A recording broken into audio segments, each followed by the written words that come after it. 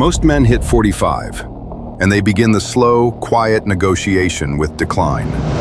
They accept the slower recovery, the brain fog, the slow erosion of ambition. Once a furnace, now a flicker. They accept that their peak is behind them, and they call it wisdom. They call it the inevitable march of time. It is not wisdom, it is surrender, dressed in the borrowed robes of experience. The sovereign man hits 45, and he does not negotiate. He does not surrender. He builds. He begins to architect his most dangerous decade. Not just financially, not just physically, but in the unified, lethal crucible where every aspect of his existence converges into a singular, uncompromising force. Most men operate in silos. Money, one department. Health, a separate division. Artificial intelligence, a distant abstract concept discussed in the news. 3 separate departments. In a poorly run, fragmented company, and like any company with disjointed departments, the output is always compromised, suboptimal, vulnerable. They chase financial success while allowing their physical hardware to degrade.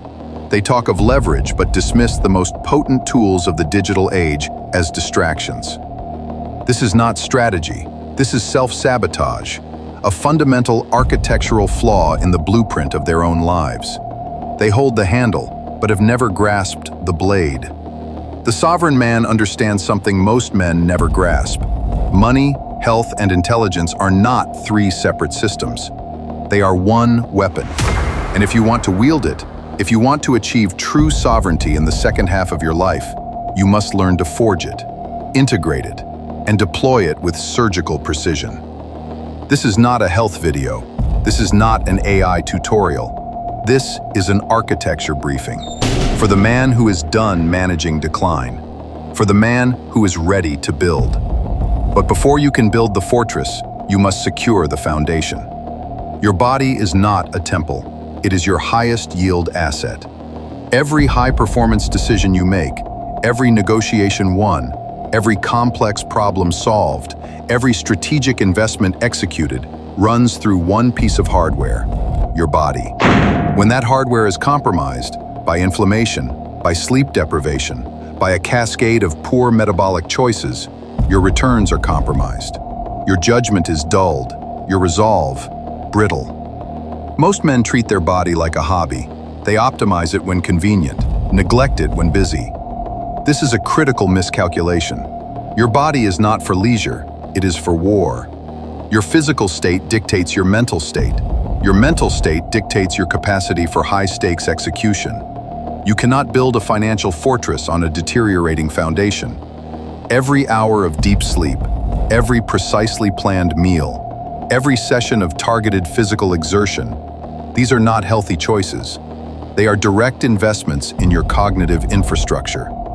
Think of energy not as a feeling. Think of it as a primary business asset. The ability to sustain focus for hours, the resilience to absorb unexpected blows, the clarity to see opportunity amidst chaos.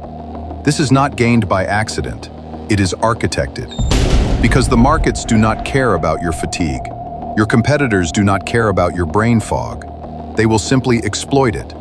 Optimize the instrument. Everything else compounds from there. But optimized hardware without the right operating system is still a compromised machine. After 45, something shifts. Not in your capability, in your recovery architecture.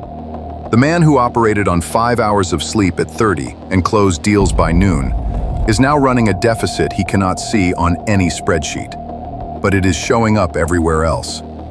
In the quality of his decisions after 3 p.m., in the conversations he avoids because he lacks the bandwidth, in the opportunities he misses because his cognition is operating at 70% when the moment demands 100. Energy is not a lifestyle metric. It is a business asset. And like all assets, it can be architected. The highest performing men over 45 do not leave energy to chance. They engineer it with the same precision they apply to their investment portfolio. Sleep architecture, not just hours, cycles.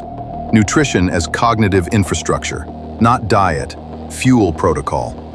Movement as testosterone maintenance, not fitness, hormonal sovereignty. These are not wellness habits. These are performance specifications for a man who intends to operate at maximum force for the next 2 decades. Most men negotiate with their energy.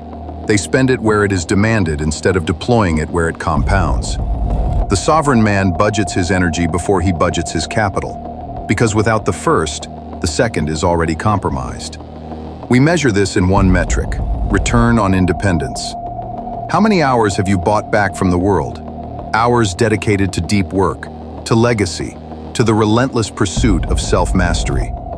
The man who treats his body as a depreciating asset and his time as infinitely expandable will find himself trapped, bound by the very systems he thought he was exploiting. Secured hardware, engineered energy. Now deploy the weapon that multiplies both. Most men are asking the wrong question about AI. They ask, will this replace me? The sovereign man asks something entirely different. How do I make this work for me while other men are afraid of it?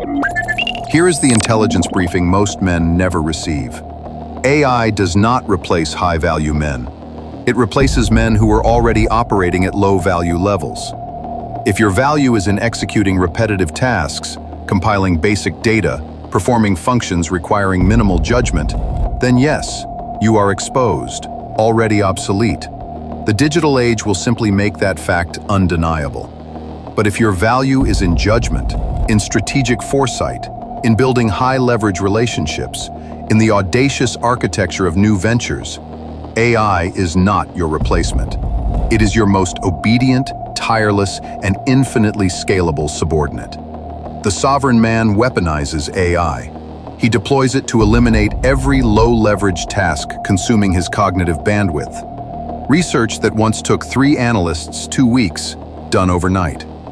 Market intelligence requiring an expensive advisory team, available on demand. Communication systems, content infrastructure, competitive analysis, financial modeling, all deployed by men who understand that AI is a force multiplier, not a participation trophy. This frees his mind for the true work of sovereignty, deep strategic thought, the cultivation of wisdom, the forging of unshakable relationships, the application of human insight where AI cannot tread. He does not fear AI, he commands it. He does not compete with it, he integrates it into his personal operating system. The man who refuses to weaponize AI after 45 is the equivalent of a general who refuses artillery because he is proud of his infantry. Your competitors are not proud. They are armed. Weaponize the tool, or be replaced by the man who did. And that operating system, fully integrated, produces one outcome above all others. What is the ultimate outcome of this integrated architecture? The seamless fusion of a disciplined physique, a fortified mind, and a weaponized intelligence system? Financial sovereignty. Not merely wealth accumulation, not just a larger number in a bank account. Financial sovereignty is the ultimate expression of control over your own life, the ability to operate on your own terms, to make choices unconstrained by external pressure, to allocate your most precious resource, your time, according to your own principles, not the dictates of the market, not the demands of others. Most men manage these 3 systems like separate departments in a poorly run company. No communication between them, no compound effect. No unified strategy. The sovereign man runs them as a single integrated operating system. A man who has engineered his energy shows up to every financial decision at full cognitive capacity. He reads the room correctly.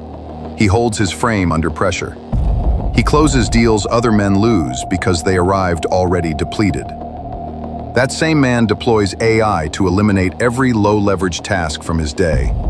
He is not answering emails that do not require him. He is not producing reports a machine can generate.